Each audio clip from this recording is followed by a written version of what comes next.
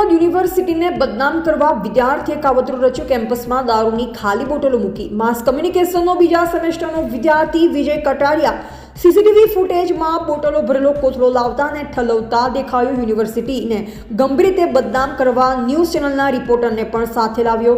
કુલપતિ હોલમાંથી નીકળતા જ વિદ્યાર્થી અને પત્રકાર ઘેરી વળ્યા અને ગંભીર આક્ષેપ કર્યા।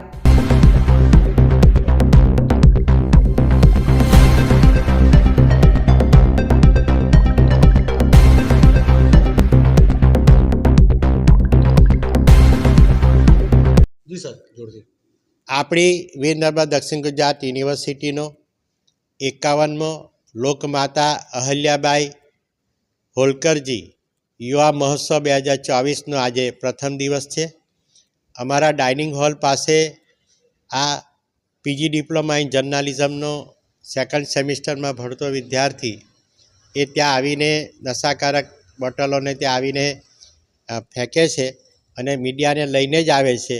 એટલે કે યુનિવર્સિટીની ઇમેજને એ હાનિ પહોંચાડવાનો પ્રયત્ન કરે છે।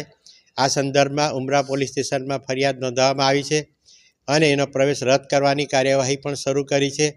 આ ખૂબ જ નિંદનીય કૃત્ય છે અને વિદ્યાર્થીએ આ પ્રકારની બોટલો ક્યાંથી લાવ્યો એ જ અમારે માટે તપાસનો વિષય છે, જેથી આગળની કાર્યવાહી પોલીસ કરશે।